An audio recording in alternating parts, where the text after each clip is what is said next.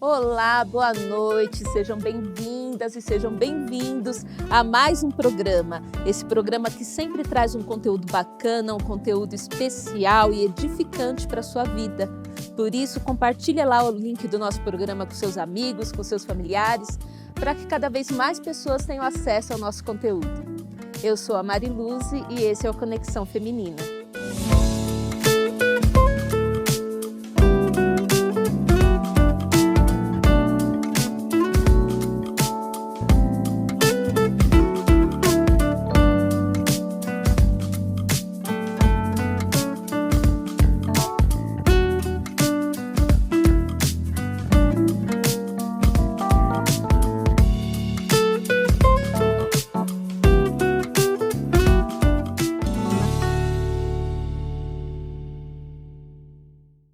Eu creio que todos que pensam em se casar, pensam em ter um casamento feliz. Mas nem sempre é essa a realidade. Do namoro ao casamento. Esse é o tema do nosso programa de hoje. E para falar sobre isso, nós recebemos aqui ela que é jornalista, inclusive ela é editora responsável pela nossa revista O Clarim. E juntamente com seu marido, ela também é líder do Ministério de Vida Pastoral da Igreja Adventista da Promessa. Eu recebo aqui, com muita alegria, a nossa querida Lilian Mendes. Lilian, seja bem-vinda. Muito obrigada por aceitar o nosso convite. Eu que agradeço, Mari, agradeço a todos que estão nos acompanhando nessa noite. É uma alegria poder estar aqui. Eu tenho acompanhado os programas, sempre me trazem informações muito boas e eu fico realmente honrada e me sinto privilegiada de poder estar aqui essa noite conversando com esse público tão especial. Legal, e um assunto muito especial, né, Lilian? Sim, Muito sempre. bom. É importante que a Lilian, além de cuidar das famílias pastorais, né, Lilian, ela e o seu esposo também durante já há muito tempo trabalha com aconselhamento de casais, né? Sim. Desde o início, né, do namoro e durante a vida dois, o casamento também. Né? Então eles têm bastante experiência nessa área, tenho certeza que vai agregar bastante aqui para a gente hoje. Amém, que seja assim. Lilian, eu queria começar com você com a seguinte pergunta. Quais os cuidados que os jovens devem ter para iniciar um namoro? Né? O que eles devem considerar? Os cuidados que as nossas jovens, em especial que estão nos assistindo hoje aqui, devem considerar quando vai iniciar um namoro?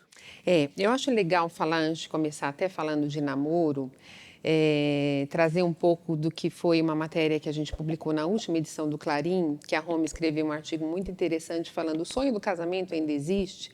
E ela explica na matéria que o casar é uma vocação, né? A Bíblia fala isso. Alguns têm essa vocação para o casamento e outros não têm. E se você não tem a vocação para o casamento, ok, né? Não há nada de errado nisso. Mas se você é daquelas que, olha, eu quero me casar, né? É um sonho, Então, não só pressão. Exatamente, o sonho. Então, eu acho que algumas coisas a gente pode discutir, sim. E aí você me perguntou, né? O que considerar para já começar a avaliar no namoro? Tem uma amiga que fala assim, uma expressão muito interessante. Ela fala assim, a cena do crime já estava lá. Essa história de falar, casei, puxa, a pessoa não era assim, nossa, o fulano não era assim, a fulana não era assim. E ela fala isso, a cena do crime já estava lá, foi você que não notou, né? Então, algumas coisas, alguns elementos para você observar no namoro. Como é o relacionamento da pessoa com os pais? É um bom relacionamento? É um relacionamento turbulento, né? Isso pode trazer alguns indícios muito importantes. Como é o relacionamento com os irmãos, com os demais membros aí da família? Como essa pessoa se submete ou não às autoridades? Pastor, os superiores no trabalho, a pessoa lida bem com isso? Né? Porque se não lida bem com as autoridades, pode ter problema, né? De relacionamento em geral. Como é o relacionamento com o dinheiro? A pessoa é desregrada financeiramente ou ela lida bem com o dinheiro? Porque se ela é desregrada financeiramente, ela provavelmente vai se casar e vai continuar sendo, né? É uma pessoa que tem foco na vida, né? Ou ela está totalmente atrapalhada, ou ela, enfim, é uma pessoa que começa, não termina muitas coisas. É uma pessoa que já teve muitos relacionamentos, vários namoros, ou já ficou com muitas pessoas. Cuidado, porque essa pessoa pode ser do tipo daquela que usa uma pessoa e descarta. E aí você pode ser a próxima e pode se machucar com isso, né? Então, acho que são algumas coisas que a gente deve observar. E para nós que somos cristãos, eu acho que uma coisa, assim, fundamental é como é o relacionamento dessa pessoa com Deus. É claro que isso é algo muito pessoal, né? A gente não vai julgar aqui o relacionamento de ninguém com Deus. Mas a Bíblia fala assim, pelos frutos os conhecereis. Então, pelos frutos na vida da pessoa, dá para saber se ela leva Deus a sério, se ela tem um relacionamento com Deus realmente sério. Então, são alguns pontos que eu coloquei aqui para você analisar quando está namorando, né? Sim. E é importante até para evitar relacionamentos abusivos, né, Lilian? Que a Sim. gente vai até falar agora, né? Que nós temos visto muitos casos, né, de relacionamentos tóxicos, né? Uhum. Que inclusive podem levar até a violência, né? Sim. Violência física também, né? Sim. Há uma maneira de identificar isso também, ainda no namoro, ainda no início, quando estão se conhecendo? Sim, há muitas maneiras, né? E acho que é interessante falar também que não são só mulheres que são vítimas de relacionamentos tóxicos. Em geral são mulheres, mas tem homens também que são, né? Há mulheres também que são abusivas nos seus relacionamentos, né? E eu lembrei de uma matéria que eu li, acho que foi em 2019, da revista Isto É, e que trouxe algumas características desses relacionamentos tóxicos. E eu queria citar algumas delas aqui para você avaliar o seu namoro, né? No caso, eu estou falando aqui para mulheres, né? Então, se ele nunca assume a responsabilidade pelos erros. Então, aquela coisa assim, você comprou tal coisa e a pessoa diz, puxa, mas você me pediu na hora errada, você me pediu, eu estava com muita coisa para fazer na cabeça. Quer dizer, o Põe a erro não culpa no foi... outro pelos seus Exato. erros. O erro não foi dele de ter esquecido, mas sempre joga os erros dele para cima de você. Isso é um problema. Você passa a não se cuidar. Né? Não tem mais o cuidado com a aparência, enfim, não curte mais cuidar de você mesma, ou pelo ciúmes excessivo do outro, ou porque você está o tempo todo cuidando do outro e acaba não conseguindo mais cuidar de si mesma. Esse é um ponto de atenção. Ele sempre te dá o tratamento do silêncio. Então, quando chegam em algum assunto polêmico, quando vocês vão discutir algum assunto que pode levar a algum estresse, a atitude dele é assim, deixar você falando sozinha. Sai do cômodo, bate a porta. Quer dizer, sempre você termina em silêncio, não há diálogo nesse relacionamento. Isso é um problema. Outra característica é assim, a pessoa se sente exausta. Porque ela está sempre, parece que, carregando esse relacionamento nas costas. E isso reflete, muitas vezes, até no corpo, trazendo até doenças físicas e emocionais, né? Porque o relacionamento é um peso. Ele ou a pessoa que é abusiva está sempre oferecendo uma ajuda construtiva, só que é uma ajuda que a pessoa não pediu. Então, por exemplo, assim, vocês estão sentados comendo alguma coisa, a pessoa vira e fala assim, você vai comer esse pedaço de pizza a mais mesmo? Você precisa dele? Parece uma coisa sutil, parece que a pessoa está te ajudando, né, a você Tá manter como a se estivesse cuidando.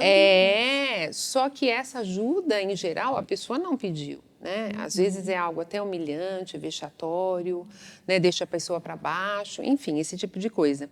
Ele ou ela são super competitivos e, na verdade, você sempre precisa perder, né? Porque ele ou ela estão sempre competindo com você e se você se sobressai em alguma coisa, não. Você tem que perder. E aí, para agradar o outro ou até para evitar briga, você acaba cedendo. Sim, sempre, né? Sempre. Sempre a pessoa cedendo. Então, isso é marca de um relacionamento tóxico.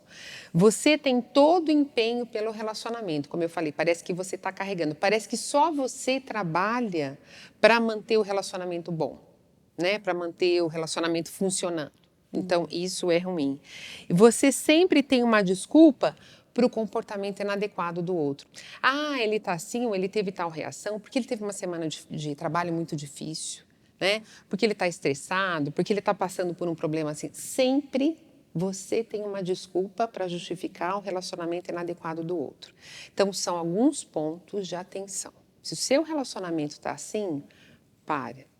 pensa, reflete bem, porque isso são sinais de que você está entrando num E relacionamento. sinais que dá para se detectar ainda no namoro. Exatamente, né? De um relacionamento realmente tóxico e que, se casar, provavelmente vai ser um casamento Sim, tóxico. até para pior, né? Pode até piorar. Sim, com certeza. Lili, agora, já quando o relacionamento começa a ficar mais sério, né? Quando noivar, né? Por quanto tempo quanto tempo deve durar um noivado? E para que serve essa fase do casamento? Eu penso que assim, o namoro é um tempo de conhecimento mútuo, né? E o noivado é quando os namorados assumem publicamente o compromisso de que eles têm, olha, a intenção de se casarem, né? Então eu particularmente penso que o noivado deve acontecer quando o casal já está com isso bem alinhavado, né? Começarem a namorar e já noivarem sem um vislumbre de um casamento, sem uma perspectiva concreta de um casamento, eu acho algo, né, que não tem validade. No meu caso, por exemplo, eu e o Aldo, nós namoramos durante quase 5 anos, nós ficamos noivos em janeiro, porque a gente já tinha data marcada do casamento em abril, né? Então foi um momento ali de reunir as famílias, foi um momento de ter a bênção de Deus sobre nós. E foi nesse sentido, olha, apontando já para o casamento. Então, eu acho interessante que o noivado aconteça assim, nesse vislumbre já de que vem um casamento, né, próximo e de que vocês já estão com as coisas, né, bem encaminhadas para que haja realmente o casamento. Ou seja, ele nem precisa durar muito. Não, no meu caso, por exemplo, foram 4 meses de noivado, né? É claro que isso é muito particular. Às vezes a pessoa quer noivar, sei lá, 1 ano antes, 2 anos antes, não há nada que impeça. Sim. Mas eu acho que é legal ter esse cuidado, né? Noivarem quando Na eles já se certeza conheceram o de que- suficiente, estão realmente fazendo planos concretos para o casamento, né? E não aquela coisa, vamos ficar noivo porque é bonitinho ou porque a família está pressionando, mas a gente não pensa em casar, a gente nem sabe quanto vai casar. E eu acho uma coisa que... E até no nosso caso, né, como nós somos cristãos e nós pregamos e defendemos que a vida sexual venha após o casamento, eu acho que ficar noivo muito tempo antes é até uma tentação a mais, né? Porque você fala, agora eu já estou noivo, né? Então, de repente, você acaba caindo no erro de se relacionar sexualmente com o teu namorado, com a tua namorada e, enfim, eu acho que é algo que pode ser evitado. Sim. O que os jovens de hoje, Lilian, eles têm, com a experiência que você tem aí dos jovens, os casais jovens, até que você aconselha, você juntamente com o pastor, o que eles têm procurado mais hoje no relacionamento? Você acha que há um certo receio dos jovens em relação ao casamento hoje? A gente vive num tempo em que, assim, o sexo é livre, né? E isso mudou radicalmente os relacionamentos, né? Infelizmente. Então, muitas pessoas acham que a vida é como um open bar, né? Quando eu tô afim de alguém, quando eu tô afim de me relacionar sexualmente com alguém, eu vou lá, tem alguém, lanço mão de alguém e depois eu não tô mais afim e eu descarto, né? E esse estilo de vida tem gerado muitas consequências desastrosas, né? Vazio emocional, as pessoas se sentem descartáveis. Nós não somos descartáveis, nós não somos uma roupa que hoje eu uso e amanhã eu pego, ponho na máquina essa e uso outra, né?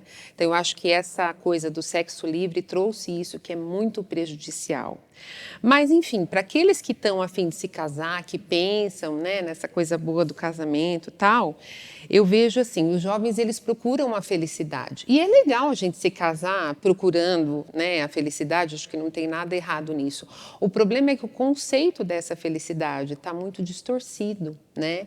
Essa felicidade está muito atrelada a alguma coisa assim, você tem que me fazer feliz, né? Você tem que me servir, sabe? Você tem que servir para o meu prazer. E aí a gente acaba usando o outro um pouco como um objeto. Então eu acho que é legal quando as pessoas vão para o casamento pensando assim, eu quero ser feliz, mas eu quero fazer o outro feliz, né? Eu quero me casar porque eu quero servir o meu marido, servir a minha esposa. E eu estou falando essas coisas que eu acho que vão chocar algumas pessoas, mas porque elas têm que ser ditas, né? Essa coisa do servir no casamento, do sacrifício, essa é uma palavra também que está muito em desuso, né? É necessário que você tenha isso claro, né, que você vai se casar para servir alguém e você vai ter que sacrificar coisas para que seu casamento vá bem. Eu acho que o medo que os jovens têm hoje em dia e que muitas vezes eles não querem compromissos assim, porque a vida de casado traz muitas coisas boas, mas traz aquela coisa do bônus, do ônus e do bônus, né? Então traz alguns ônus também. Então aí a gente vai começar a pagar os boletos, né? Isso, a gente vai dar conta de um orçamento familiar e muitos estão relutando, né, em tomar esse passo, né? Então, eu acho que é uma coisa que a gente tem que amadurecer, Até né? a questão do individualismo mesmo, enfim, das suas particularidades, né? Porque quando se casa, se torna um, né? Então vai Exatamente. ter que abrir mão de algumas coisas também, né? Exatamente. Essa questão do individualismo que está tão forte nos dias de hoje, eu acho que também é um obstáculo, né? Porque cada vez mais, né, o nosso eu é o Senhor, é o dono, é o centro de todas as coisas, né? E casamento implica em renúncia, né? Não que você vai deixar de ser quem você é, não que a tua individualidade vai se perder, não é isso. Mas algumas coisas, algumas características, algumas atitudes, você vai ter de renunciar pelo bem da relação, Sim. entendeu? Então, eu acho que isso também coloca temor, né, nas pessoas, talvez quando eles param para pensar nisso. Mas essas renúncias são coisas boas da vida, né? E vale muito a pena quando a gente consegue construir realmente um relacionamento saudável. Legal. A gente percebe também que as pessoas, talvez, né, essa seja uma das causas, né, essa renúncia e tudo mais, as pessoas elas estão assumindo compromisso cada vez mais tarde, né? Uhum. A que mais você atribui isso, né, esse fato das pessoas quererem se casar cada vez mais tarde? Antigamente, né, nossas avós, nossas mães casavam ainda muito meninas, né? Bom, Sim. eu me casei muito jovem, mas hoje não é comum, né? As pessoas estão demorando mais para assumir esse compromisso. A que mais se atribui isso? De fato, uma pesquisa do IBGE de 2019 mostrou que as pessoas estavam se casando menos e cada vez com mais idade, né?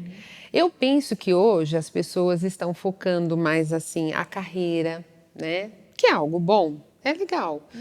Viajar, né? Conhecer países, conhecer lugares, isso é legal também. Conhecer coisas novas, né?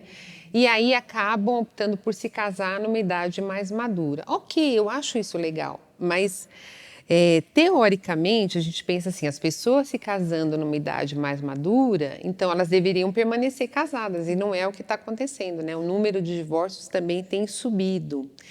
E aí eu fico pensando que essa postura de se casar mais tarde, se tem um lado saudável, que é a pessoa quer estar bem estabilizada financeiramente, quer estar bem resolvida em outras áreas da vida, mas também reflete aquela coisa da geração canguru, né, que vem sendo estudado, que são aqueles filhos entre 25 e 34 anos que, por conforto e economia, falam: não vou sair de casa, para que eu vou me casar?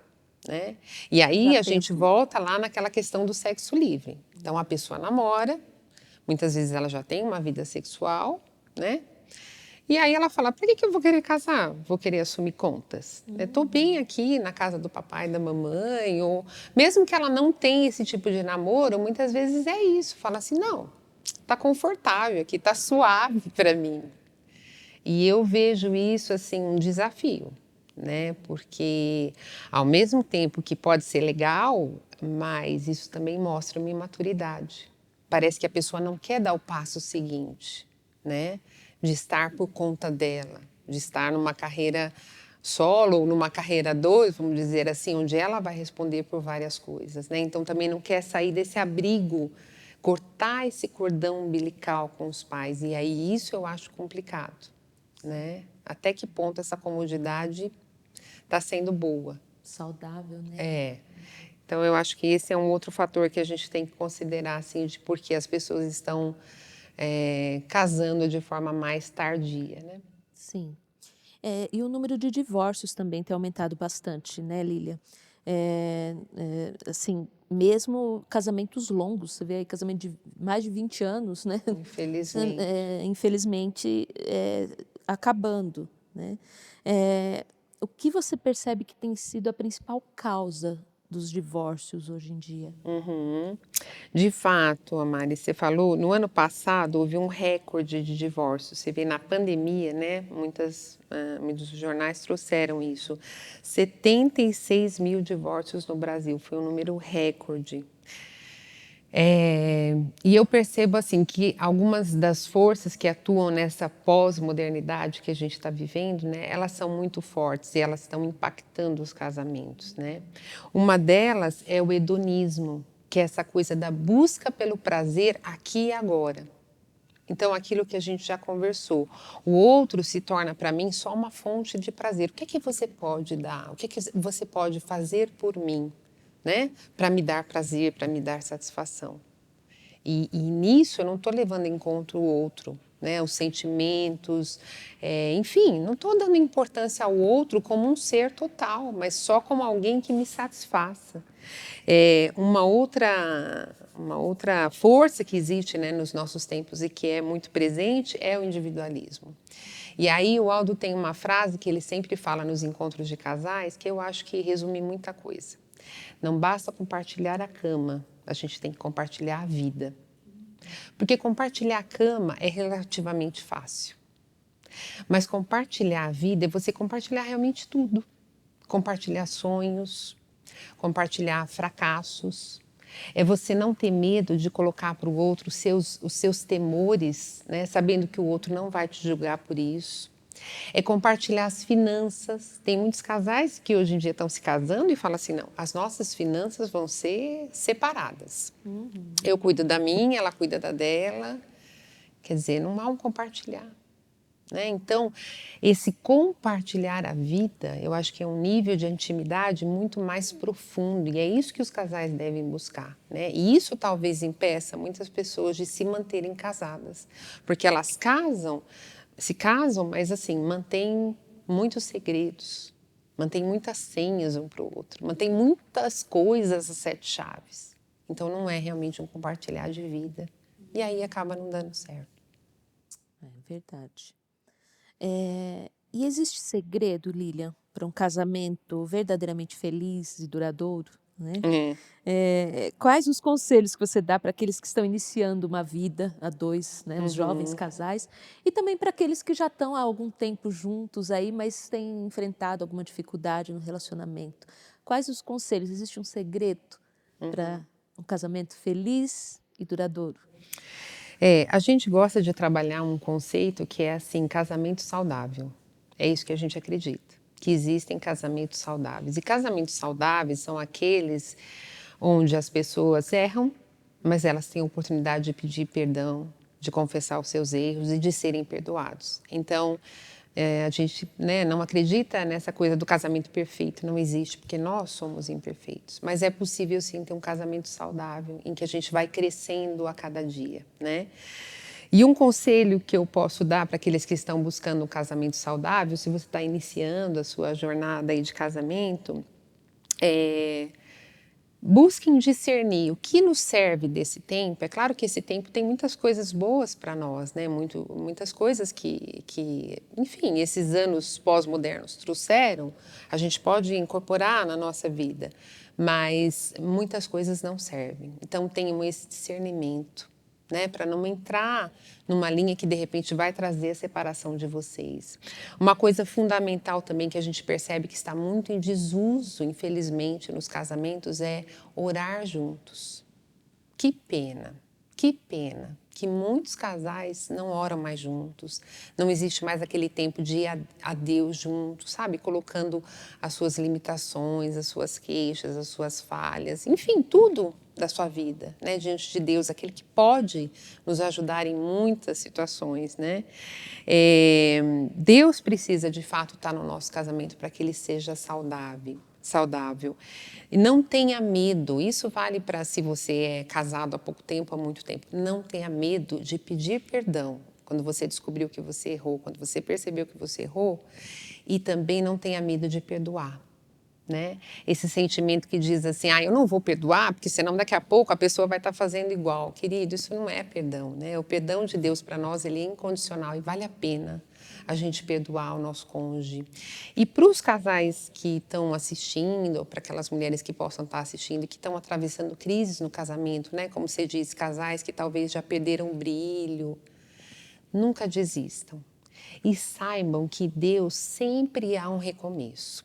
Uma dica valiosa que eu quero deixar é que, assim, talvez vocês sozinhos não estão conseguindo mais enxergar algumas coisas, talvez vocês até façam alguns pactos de melhora e aí a coisa não melhora. Talvez vocês precisam de um conselheiro externo. E Deus sempre tem pessoas, conselheiros, que poderão nos ajudar.